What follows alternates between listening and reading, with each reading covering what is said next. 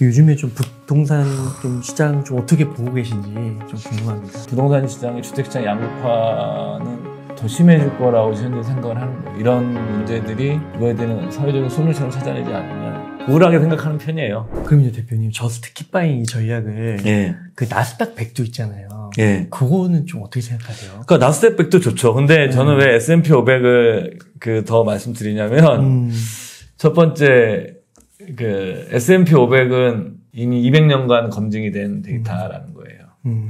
물론 이제 과거의 데이터가 미래를 대신하진 않아요. 근데 현재까지는 그래 왔어요. 두 번째로는 S&P 500이 우리나라 같은 경우는 왜 이런 인덱스가 인덱스 투자가 좀 어렵냐고 보냐면 우리나라는 지금 20년 넘게 된 삼성전자가 계속 1위예요.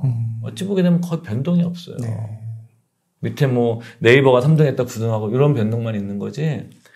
미국을 예를 들어서 여러분들 미국의 S&P 그 시가총액 기업들의 상위를 10년 단위로 분석을 해보면은 10년 동안 10위 안에 들어가 계속 눌러붙어 있는 경우에는 버크셔에 대한 MS 이 정도밖에 없어요. 20년 전에 여러분들 구글 없었어요. 애플도 미국의 상위 랭크 20년 전에 없었다니까요. 그러니까 이런 것들을 S&P 500은 계속 재조정을 해줘요. 업종까지 고려를 해서. 그러니까 사실 S&P 500은 인덱스지만 내용적으로 보게 되면 포트폴리오 재조정이 일어나는 펀드 같은 거예요. 미국의 대표 기업을 하는. 그렇기 때문에 그게 어떻게 보면 계속 하는 거지. 만약에 그냥 똑같은 기업만 계속 납뒀으면 당연히 망가지죠. 예를 들어서 어떤 기업이 미국에서 아니지만 노키아가 한때 우리가 투지폰 시절에 전 세계 글로벌 부동의 넘버원이었잖아요. 그러니까 여러분들 60년대 가게 되면 코닥이 들어가 있단 말이에요. 코닥이 얼마나 대단한 회사였습니까, 과거에. 그때 제록스가 안 들어가 있었겠어요? 그쵸? 다 빠져있잖아요, 지금. 조정을 다 해준 거거든요, 얘네들은. 그 산업 구조가 맞게 변하면. 그만큼 또, 그렇기 때문에 저는 S&P 500이 나스닥 100보다는 개인 투자한테 좀 더 안정적인 거죠. 나스닥 100은 기술주 위주니까. 여기는, 물론 지금은 S&P 500도 기술주 비중이 제일 높아요. 당연한 거죠. 근데 거기에는 그래서 소비재도 많이 들어가 있고, 뒤섞여 있는 거죠. 물론 나스닥 100에도 소비재 기업 이런 것도 있거든요. 상장되어 있는, 미국은 나스닥에 있는 기업들이 옮기지 않으니까, 뉴욕 증권거래소 이런 식으로 해서. 그래서 좀 한 거고, 두 번째는 우리가 존경에 맞지 않는 워렌 버핏 옹께서 굳이 몇십 년째 해서 S&P 500을 사라고 하시니까, 우리 나스닥 100 얘기는 안 하시니까, 우리보다 더 잘 알지 않겠어요? 그분이? 네. 네? 그래서 자기가 죽고 나면 자기 부인의 재산은 전부 다 90%는 S&P 500에 넣고 10%는 미국 채권에 넣어라. 근데 유언장도 이미 써놨으니까 우리가 버핏이 더 많이 고민하지 않았겠어요? S&P 500에 대해서 저희보다? 그렇죠. 예. 네, 그래서 두 가지를 생각하면 그냥 버핏 옹의 말을 듣는 게 더 나을 것 같아요. 예. 그래서 이렇게 연금 계좌를 활용해서 1,600만 원, 1,800만 원 거기까지도 사용할 수 있으니까 S&P 500을 저스트 킵바잉 하는 게 좀 기본적인 전략 중에 하나로 채택해서 가는 게 좋겠네요. 우리가 또 전략 중에는 핵심 이성 전략이라는 게 있거든요. 나는 근데 S&P 500 말고서 딴 것도 하고 싶어 그러면 S&P 500 기본 깔고 한 10만 원씩 넣고 10만 원은 다른 걸 내가 섞어서 할 수도 있는 거고 하나만 하라는 건 아니에요. 근데 가장 저는 S&P 500 쓰는 것은 시장 수익률에 투자하는 거고 그다음에 종목 교체도 알아서 해주고 그다음에 장기 트랙 레코드도 있고 또 게다가 비용도 제일 싸고 이러니까 이제 사실 개인 투자자들이 접근하기도 쉽고 그 말씀드리는 것이 이것이 만능이라는 건 아니에요. 더 능력 있으신 분들은 다른 투자 대안 가지고 하실 수 있는 거고 그리고 특히 이제 경험이 적으신 분들이라면 투자 경험이 많지 않으신 분들이라면 내가 투자 이제 할 거야. 그러면 어떤 주식 사 이렇게 하지 마시고 그런 분들은 S&P 500을 좀 사보면서 감을 좀 익히시는 것도 더 필요하고요. 네. 그러면은 대표님 또 저희가 또 인생을 계획하는 데 있어서 이 부동산을 또 빼먹을 수가 없잖아요. 노후에도 아까 주택연금을 통해서 현금 흐름을 만들 수 있는 방법도 얘기해 주시고요. 요즘에 좀 부동산 좀 시장 좀 어떻게 보고 계신지 좀 궁금합니다. 이게 사실은 이제 이 집값을 둘러싸고 이제 굉장히 많은 전망들이 있잖아요. 그리고 사실 전망이 이게 지금까지는 이제 어마어마한 강세론자들의 승리였다고 보거든요. 아파트 값은 계속 오른다라는 강세론장을 하셨던 분들이었고, 약세론을 펼쳐신 분들은 다 시장에서 이제 밀려나신 거죠. 요즘 다시 이제 약세론이 등장하는데, 사실은 제가 뭐 부동산 전문가도 아니고, 근데 몇 가지 변수는 부동산 시장에 유리하지 않은 건 확실하다, 지금은. 일단은 인구구조 측면에서, 계속 인구구조 얘기 나왔지만, 우리가 이제 2025년이 되면 이제 초고령 사회에 진입하거든요. 65세 이상 인구가 국민 5명당 1명이 되는 거예요. 그러니까 여러분들 길거리에서 만난 5사람 중에 1사람이 65세 이상인 게 지금 우리부터 3년밖에 안 남았어요. 그리고 최근에 이제 젊은 세대들이 이 배움 세대들의 자식들이죠. 배움 세대들의 자식들이 숫자가 많고, 펜스 숫자마다 당연히 많겠죠. 이분들이 연끌을 했어요. 능력 있는 분들은 사줬던 거고, 돈 없는 사람도 연끌을 해서 내가 보면 추가적인 이들의 인구구조상에서 수요가 과연 어떤 사람이 더 받아줄 것인가, 이거 물량을 장기적으로. 이런 것은 분명히 이제 저희 모셨던 저희 유튜브에 저 김경록 사장님이 이제 이 주제에 대해서 굉장히 전문가셔가지고 인구구조와의 관계에서 한번 그런 거 참고하시면 좋을 거고, 물론 그 의견에 반대하시는 분도 계실 거고, 그렇지만 인구구조는 저렇게 보는구나라는 것들도 한번 참고해 보셨으면 좋겠고. 그럼 혹시 이게 부동산도 사이클이 있다고 하잖아요. 그럼 예를 들어 뭐 10년 사이클을 했을 때 그 전에는 그 젊은 세대들이 연끌을 해서 막 사고 이런 현상을 있었죠. 옛날에도 있었지만 그때는 계속 인구구조 측면에서는 계속적으로 많으니까 유리했죠. 유리했죠. 근데 지금은 이제 바뀌기 시작하는 거죠. 그동안 이제 인구 구조가 이 자산 시장의 가격을 끌어올리는 유리한 구조에서 이제 불리한 구조로 가는 거죠. 그렇다고 해서 이것만으로 집값을 움직이진 않아요. 인구 구조의 변화는 중요한 수요 기반의 변화를 의미하는 건데, 그렇다고 해서 이것만으로도 집값이 움직이는 건 아니니까. 그다음에 이제 두 번째가 이제 금리인데, 우리나라가 이제 우리가 이제 한국은행 홈페이지 가게 되면 우리가 1950년대, 60년대부터 한국 1년 만기 정기금 금리 추이를 볼 수가 있어요. 그러면 우리가 한 60년간 금리가 다 떨어졌거든요. 계속. 그래서 이제 이번에 이제 뭐 코로나라는 굉장히 뭐 특이한 상황이긴 했었지만 거의 뭐 0%, 1%대까지 왔었고, 그리고 지금 특히 뭐 80년대 이후부터라도 거의 40년 가까이 금리가 떨어진 거예요. 그러면 이게 이제 바닥을 찍고 혹시 올라가는 걸 수 있다고 얘기하시는 분도 계신 거예요. 저는 모르죠, 그거는. 그렇지만 이거는 이제 한 자산시장에서 한 3, 40년간 이루어왔던 금리가 낮아지는 현상에 무슨 방향이 바뀐다고 그러면 당연히 그것도 이제 당연히 우리나라 같은 경우도 불리해지죠. 왜 그러냐면 미국은 금리랑 주식시장의 연관관계가 의외로 높지가 않아요. 주택시장이. 왜냐하면 미국 애들은 거의 고정금리가 많아요. 그러니까 장기 모금이 거의 고정금리예요. 그러니까 얘네들은 사실 변동금리가 생기더라도 이 금리가 직접적으로 시장에 부딪히지는 않는단 말이에요. 근데 우리나라는 지금 7, 80%가 변동금리예요. 그러니까 아주 즉각적으로 반영이 돼요. 그러니까 당연히 즉각적 반영이 되면 금리에 대한 변동성이 높아질 수밖에 없는 구조겠죠. 그래서 한국은행 총재도 그 기준금리 올리면서 그런 발언을 계속. 했군요. 근데 지금 또 가계부채가 사상 최고치니까. 이것은 뭐 그다음에 그러면 이거라면 소득이 늘어야 되거든요. 이게 나도 소득이 늘면 이게 어느 정도 이렇게 커버가 될 건데 과연 소득이 늘 수 있을까? 뭐 이런 것도 좀 의심이 들 수 있는 상황이고. 그러니까 그래서 이제 뭐 저는 다음 보지만 일단은 좀 많이 불리해지고 있는 것 같다. 지금까지 상승을 이끌었던 몇 가지 변수들이 이제는 좀 불리한 방향으로 토닝이 된 건데, 그렇다고 해서 뭐 집값이 폭락하냐? 뭐 특히 대도시에 저는 뭐 그렇게 보는 사람은 아니에요. 그리고 폭락하기를 바라지도 않고, 폭락하게 되면 예를 들어서 많은 분들이 뭐 집값이 50% 반토막 나면 좋겠다 얘기하시는데 그렇게 반토막 어떤 일이 생길 것 같으세요? 경제가 휘청거려. 이게 금융위기가 오는 거예요. 그것까지는 가서는 안 되는 거죠. 그래서 가장 좋은 거는 천천히 오르고 천천히 떨어지는 게 가장 행복한 건데 그게 맘대로 되나요? 그래서 이제 또 하나는 이제 이 수요에 있어서 우리가 굉장히 저는 지역 간의 차별화가 어마어마하게 심해질 거라고 생각하는 사람이에요. 더. 지역 간에.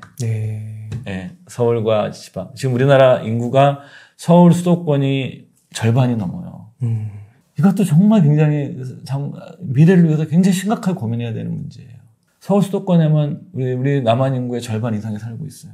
이런 현상은 더 심해요. 제가 이제 카이스트에서 이제 뭐 소개를 받아서 독서 토론 이런 교양 강좌를 지금 2학기째 하고 있어서요. 가끔 물어봐요. 여러분들이 대전에서 지금 공부를 하시는데 졸업하시면 어디 가고 싶나요? 다 서울 가고 싶어요. 수도권으로. 그렇구나. 예. 그러니까 그럼 이것이 지금까지는 뭐냐면 경제개발 시절에는 정부가 자원 배분을 제조업 배분을 울산에다 화학단지 집어넣고 포항에다 그 차광 넣고 이러면서 기본적으로 그 도시에 뭐 그다음에 거제도 쪽에 조선산업을 넣고 이거 정부가 다 자원 배분을 일방적으로 해볼 수 있어요. 같이 한 거 기억. 자원 배분했는데 지금은 그렇게 자원 배분이 안 되거든요. 정부가 그렇게 자원 배분할 수 있는 시대가 아니에요. 그 SK 하이닉스도 용인으로 결국은 간다고 하고. 그렇죠. 그 구조한 이유 중에 하나도 그 젊은 엔지니어들이 너무 내려가면 싫어하거든요. 아, 그렇죠. 예, 그러니까 그렇게 되면은 과연 이런 문제들을 어떻게 해결할 거냐. 그래서 저는 뭐 그래서 이제 이게 부동산 시장의 주택 시장 양극화는 더 심해질 거라고 현재 생각을 하는 거예요. 이런 문제들이 이거에 대한 사회적인 솔루션을 찾아내지 않으면 저는 그런 분들은 되게 좀 우울하게 생각하는 편이에요. 그러니까 이제 서울과 지방의 격차 같은 것들을 과연 이걸 어떻게 할 수 없을까? 해서 방법이 어떻게 해야 되는지에 대해서 정말 중요하다. 그리고 출산율 이런 것들도 출산율을 높이는 게 아니라 오히려 저는 출산율을 높이기 위해서 거의 400조를 썼어요. 근데 더 나빠졌거든요. 네.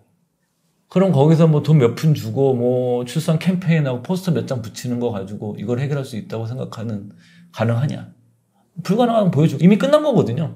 이미 400조 썼는데 더 나빠졌으면 지금까지 해왔던 정책은 실패한 거로 판가름 난 거거든요. 20년이나 시간이 있었는데 물론 정권은 물론 바뀌었다고 하지만 그러면 어떤 패러다임의 전환이 필요한 거 아니냐. 그래서 지금 예를 들면 아이를 더 낳게 하는 정책에서 그거보다도 이미 낳은 아이들을 얘네들이 더 저비용으로 잘 클 수 있도록 하는 게 나은 게 아니야. 지금 사교육비 이런 것도 엄청나게 아이들이 심하거든요. 그러니까 교육개혁 했고 뭐 했다고 그러지만 과연 우리가 교육비가 줄었느냐는 거죠. 그래서 지금 그래서 부자 집의 아이들이 더 좋은 대학을 가는 현상이 거의 고착화돼 가고 있거든요. 절반 이상. 고착화된 지 오래됐죠. 네, 고착화되고 있는 이것들을 더 어떻게 볼 거냐 사회가. 근데 이런 것에 대해서 지금 토론 안 하고 이제 사실은 그러니까 일본도 이 디플레이션 오래 가는데 정치 리스크가 하나의 변수를 꼽아요 학자들이. 한국이 만약 이렇게 해서 계속 경기가 나빠지게 되면 제 생각엔 정치 리스크도 나중에 후세의 경제학자들이 평가하지 않을까. 지금처럼 계속 가신다면 이분들이. 네. 네. 그래서 그 책에서 이분이 또 그 집에 대해서 한 커멘트를 주셨더라고요. 예. 그 때가 되면 집은 사야 한다. 그래서 이 문장에 좀 비춰봤을 때 집을 좀 언제 사면 좋을까. 특히 이제 한국의 무주택자분들이 집값이 이제 떨어지는 걸 보면서 이제 사야 될지 말아야지 고민이 많아지고 있는 것 같으시거든요. 그래서 뭐 미래일은 알 수는 없는 거지만 그래도 이 책의 내용을 좀 이렇게 봐가지고 언제쯤 이렇게 집을 좀 매수하면 좋을지 이런 거를 좀 가늠해 볼 수 있을까요? 그 이제 이분은 기본적인 그 스탠스가 네. 뭐 부동산 투자를 꼭 해야 된다는 사람이 아니에요. 또 미국이고. 그래서 이제 이 사람은 집을 사야 되는 적정 시기를 이렇게 얘기하고 있어요. 뭐 지금 살고 있는 지역에서 최소 10년 이상 거주할 계획이다. 개인적인 삶과 직업이 모두 안정되었다. 여유 자금이 충분하다. 이게 안 되면 그냥 임대로 살아라는 건데 한국 현실은 이렇지는 않죠. 이건 좀 참고했으면 좋겠고. 그러니까 이제 저는 지금까지는 저는 이 평범한 사람들 입장에서는 저는 항상 그런 얘기 했거든요. 내가 어려서 실수했던 가장 큰 이유 중에는 내 집에서 꼭 내가 살아야 된다고 생각했던 것이 나의 실수였다. 내가 사는 곳과 내가 집을 소유하는 것도 분리시켜도 되는데 전세 끼고 사는 거죠. 흔히 얘기하는 전세 끼고 살고 내가 딴 데 사는 건데. 그래서 저는 이걸 좀 늦게 깨우쳤어요. 그리고 그때는 그렇게 해도 가격이 접근이 가능했던 것 같아요. 예를 들어서 우리가 2000년대부터 2000년 이후에 부동산 사이클이 두 번의 사이클이 있었어요. 2000년대 초반에 엄청나게 올랐었고 그다음에 2010년 이후에 지금까지 거의 10년 동안 끌고 간 거거든요.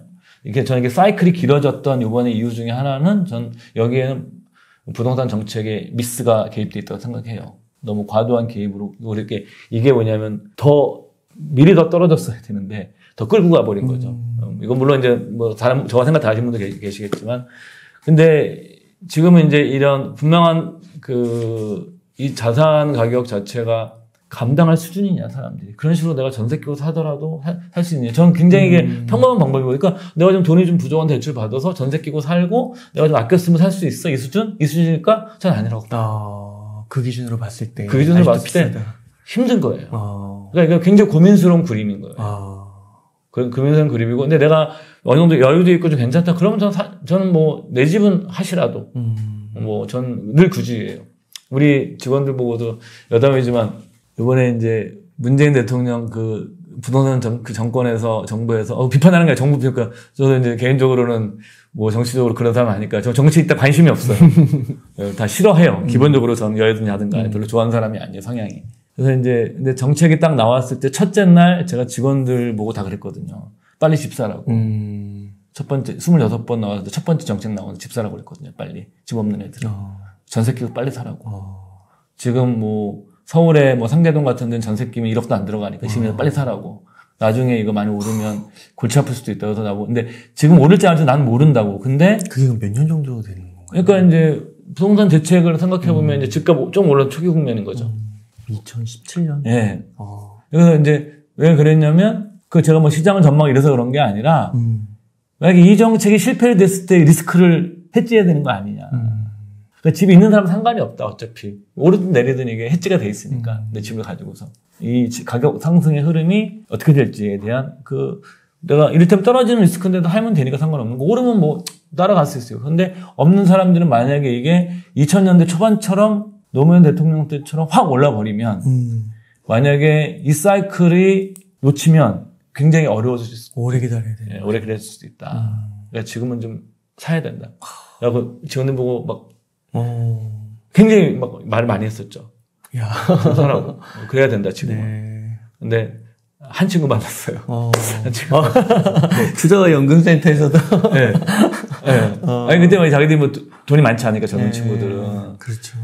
그래서 그게 제가 올바르다고 말씀드리는 게 아니라, 근데 그때는 그렇게 리스크를 해치할 수 있는 접근성이 있었는데, 지금은, 특히 서울 같은 데는 이 가격을 접근할 수 있는 사람들이 얼마나 될까. 그러면요, 대표님, 만약에 뭐 인플레를 좀 감안해서 뭐 1억까지는 아니더라도 뭐 한 1억 5천 이런 시기가 다시 올 거라고는 보세요? 집값이요? 네, 그런 기회, 미래. 사실은 제가 부동산 전문가가 아니어가지고 제 주변에도 여전히 강세론자 형님들이 유명하신 분이에요. 이름 바뀌어서 좀 그분들 개인 뉴스 하시니까. 근데 제가 아시는 형님 중에 지금까지 단 한 번도 부동산을 강세론이 아니신 분이 어떤 분이 계세요. 부동산 개발업으로 돈도 꽤 많이 버신 분인데 그 형님은 이번에 바뀌었어요. 최근에. 이제는 어렵다. 저는 누가 하는지 모르겠어요. 근데 저는 이런 경우에는 여러분들이 확신을 얻고 원하셔야 돼요. 미래에 대한 확신을 얻고 싶잖아요. 근데 여러분들한테 누구도 미래에 대한 확신을 줄 수 없는 거예요. 그러니까 두 의견을 다 천천히 보시고, 뭐 분석을 해보시고, 그리고 또 하나 내가 여건이 된다고. 내가 이제 돈이 좀 있으면 당연히 그건 고민할 필요 없는 거예요. 뭐 집이라는 게 꼭 가격만 보고 살 수는 없는 거거든요. 그리고 그 주택이라는 자산 자체는 특히 뭐 도심권에 있는, 핵심 도시권에 있는 뭐, 이를테면 우리가 뭐 1000세대 이상의 대규모 아파트 단지 같은 것들은 기본적으로 인플레이션 해지 능력이 있거든요. 네. 장기적으로 보면. 이건 검증되어 있는 거고, 어느 나라든지 간에. 그렇기 때문에 그렇게 접근하셔도 될 것 같고, 근데 좀 아니신 분들은 사실은 지금 당장은 아닌 것 같아요. 네. 근데 이게 뭐 또 모르죠. 갑자기 바뀔 수 있지만 지금 막 저보고 너 지금 빨리 집 사. 라고 그러면 전 지금은 못 사겠어요. 지금은 내가 집이 없더라도 지금은 자신이 없어요. 그리고 내가 이 이자를 내면서 견딜 수 있을까? 왜냐하면 드리고 싶은 말씀이 집의 주인이 돼야지 집의 노예가 되면 안 되잖아요. 우리 삶이. 그렇죠. 내가 뭐 강남 살면서 집의 노예가 되면 그래서 강남 집이 있다는 것 자체가 그렇게 만족스러운 건가? 뭐 그런 의문 정도 필요해진 것 같아요, 이제는. 네. 시대가 계속 한 방향으로만 가니까. 네.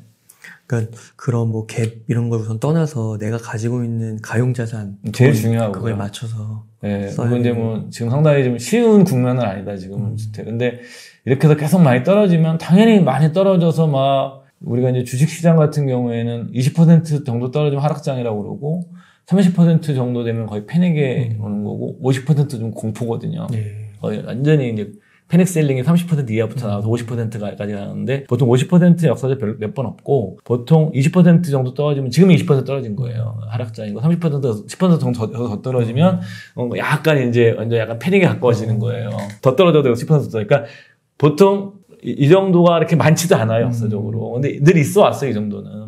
그러니까 여러분 30%까지는 좀 받아들일 마음의 준비하시는 게 원래 맞다고 보는데 주택이 만약에 30% 빠지면 또 주식이랑 또 달라요. 그렇게 빠지면 그렇게 해서 확 빠지는 시기가 온다 그러면 그때는 사야죠. 그때는 이제 사야 되는 거고. 근데 지금은 또 세율도 굉장히 높고 그래서 여러 가지 이제 둘러싼 채반 변수 자체가 확실히 주택 자산을 많이 소유하는 것들에 대해서 유리한 국면은 아니다. 그거는 분명한 것 같아요. 그럼 소득의 그 원리금 상환으로 한 몇 % 정도가 적당하다고 보세요? 이게 여기서 이것도 이제 굉장히 사실 어려운 주제예요. 예를 들어서 이제 뭐 제가 아는 젊은 친구 같은 경우는 정말 두 부부가 맞벌이인데 대기업체를 다녀요. 그러니까 영끌해서 샀어요. 사실 집값 떨어졌지만 이런 친구들은 괜찮아요. 왜? 소득이 두 부부가 맞벌이 하게 되면 뭐 예를 들어서 그쵸 뭐 성과급 받고 그러면 둘이 다 연간 2억을 버는 거니까 연봉 2억짜리보다 이게 더 난 거거든요. 왜냐면 여기 세금이 더 적으니까. 그렇잖아요. 이런 경우는 알겠지만 내가 만약에 연봉이 한 5천인데 연끌했다 그러면 요즘 같은 때는 되게 어마어마하게 힘들죠. 네.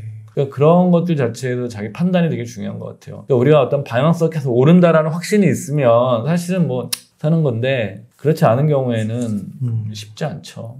아, 레버리지 투자, 그리고 또 앞서서 레버리지 복수라는 표현을 써주셨는데, 네. 와, 그 용어가 조금 더 이렇게 기억에 남는 것 같습니다. 그러니까 사실은 이제 저는 굉장히 빚을 별로 안 좋아하는 편인데, 사실 돈을 많이 벌려면 빚을 잘 다룰 줄 알아야 돼요, 어느 정도는. 근데 저 같은 경우에는 극단적으로 빚을 안 졌던 사람인데, 저는 뭐, 이렇게 옛날 집을 살 때도 내 돈에 맞춰 샀어요. 뭐 자동차를 살 때도 다 현금 100% 주고 사고 이랬었거든요. 네. 너무 빚 지는 게 싫어서. 빚 때문에 고생을 해서 어렸을 때. 그래서 했는데, 저는 요즘은 좀 빚을 좀 졌어요. 지금 몇 년간은 어떤 의사결정을 하는 과정에서. 근데 갑자기 지금까지 빚에 관대한 사회에서 좀 계속 이제 금리가 어떻게 될지 모르겠지만 빚에 좀 덜 관대해지는 사회로 뭐 전환될 수도 있지 않을까? 사회가? 그런 생각도 가끔 해봐요. 네. 너무 이제 그동안 너무 남의 돈을 너무 많이 갖다 썼어요. 사람들이. 아, 네, 대표님 이렇게 바쁘신 일정 가운데서 이렇게 귀한 시간 오랜 동안 내주셔서 너무 감사드리고, 혹시 끝으로 네. 좀 시청자님들께 강조하고 싶으신 말씀이나 하고 싶으신 말씀 있다면 좀 부탁드릴게요. 예, 저는 이렇게 우리 같이 평범한 사람들이 투자에서 가장 갖고 있는 중요한 자원 중에 하나가 저는 시간이라고 생각을 해요. 우리가 주식시장은 1년, 2년 단위로 보게 되면 변동성이 크지만 10년 단위로 보게 되면 거의 뭐 S&P 500에 대한 분석이지만 거의 마이너스가 없었어요. 앞으로는 어떻게 될지 모르지만 S&P 500 ETF에 만약에 10년 동안 적립식이 났으면 미국 같은 경우에 거의 마이너스가 10년 다 토탈리해서 난해가 거의 없어요.